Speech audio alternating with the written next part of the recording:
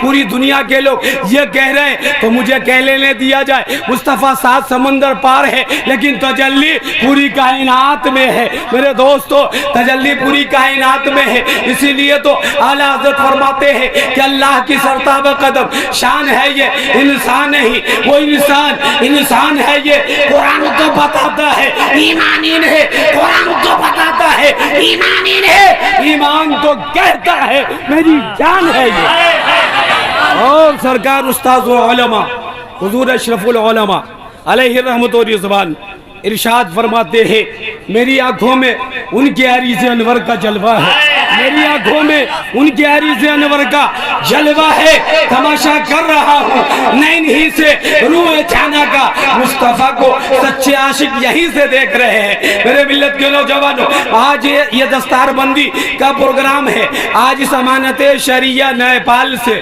جو بچے حفظ کی دستار بندی لے کر جائیں گے ان کے ماں باپ کتنے خوش نصیب ہے کہ کل میدان محشر میں اس کے سر پہ ایسا تاج باندھا جائے گا جو سورج سے بھی زیادہ ازہر میں نہ شمس ہوگا۔ میرے ملت کے نوجوانوں وہ بچے کتنے خوش نصیب ہے۔ امانت شریعہ یہ کیا ہے میرے دوستو؟ جس کے مؤسس حضور اشرف العلماء ہے۔ آپ نے فرمایا تھا خانقاہ کیا ہوتا ہے، خانقاہ کے مقام کو لوگوں نے سمجھ نہیں سکا، خانقاہ کو لوگوں نے نہیں سمجھا، لیکن سنو میں بتا دینا چاہتا ہوں خانقاہ کیا ہے۔ اصل السبایا الکعبۃ المکرمہ لأولاد المؤمنین الی یوم القیامہ۔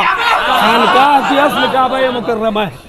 دنیا میں سب سے پہلی خانقاہ حضرت آدم کی خانقاہ تھی جس کو رب تعالیٰ نے بنایا، اپنا نائب بنایا۔ خانقاہ کی اصل کعبہ مکرمہ ہے۔ ان کے اولاد مومنین قیامت تک جتنے آئیں گے اس خانقاہ کو سمجھیں گے خانقاہ کا کیا مطلب ہوتا ہے۔ حضرت نے خانقاہ بنایا، خانقاہ بنانے کے بعد جامعہ تیار کیا، وہ جامعہ جس جامعہ سے آج وہی بچے فارغ ہو رہے ہیں کتنے خوش نصیب ہیں، حفظ کی دستار بندی لے رہے ہیں۔ میرے ملت کے نوجوان حدیث رسول سنو، قاری امیر حمزہ نے کہا تھا حضرت میں نے آپ کا نام حافظ احادیث کثیرہ میں لکھ دیا، میں نے کہا لکھنے کی ضرورت نہیں ہے، سن لو۔ آقا فرماتے ہیں ان نصیر قال رسول اللہ صلی اللہ علیہ وسلم طلب العلم فریدہ علی کل مسلم و مسلمہ ووادع العلم عند غیر اہلہ کمقلد الخناجر الجواہر واللؤلؤ والذہب۔ میرے ملت کے نوجوانوں حدیث رسول کا ترجمہ کرنے سے پہلے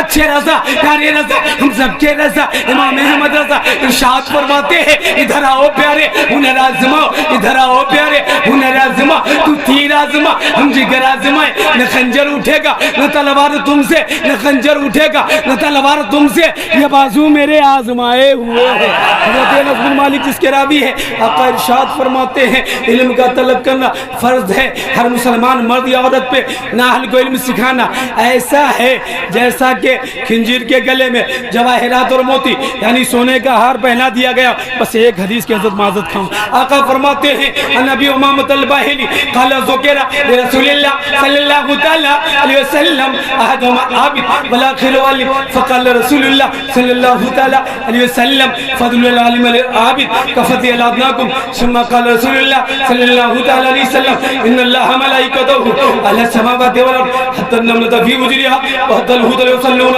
على معلم الناس الخير او كما قال الى اخر الحديث۔ ذرا طرف کے بول دیجئے حضرت ابو امام باہلی کے نزدیک دو آدمیوں کا ذکر کیا گیا، ان میں سے ایک عابد ہے دوسرا عالم ہے۔ آقا کریم نے ارشاد فرمایا ایک عالم کی فضیلت ایک عابد پر ایسا ہے جیسا کہ میری فضیلت تمہارے آدمی پر۔ پھر آقا نے ارشاد فرمایا ایک عالم کے لیے پانی میں رہنے والی مچھلی اور ٹوٹی اپنی سوراخوں میں دعائیں خیر کرتی ہے۔ میرے ملت کے نوجوانوں تو یہ علم کا مقام ہے، علم سے انسان اتنا آگے بڑھتا ہے۔ آج حضور اشرف العلماء علم کی بنیاد پہ اتنے آگے بڑھے، کوئی دولت کی بنیاد پر ہے، فقیری انسان کے اندر ہونا چاہیے۔ علم ہو جانے سے یہ نہیں ہے کہ ہم بڑے جبہ لگا لیں گے تبھی علم ہوگا، اس کا نام علم نہیں ہے، علم سادگی کا نام ہے۔ حضرت علی فرماتے ہیں لیس الجمال باسباب تزیننا ان الجمال جمال العلم والادب۔ کپڑے کی خوبصورتی نہیں جو ہمیں زینت کے سب سے بڑی خوبصورتی علم و ادب کی خوبصورتی ہے.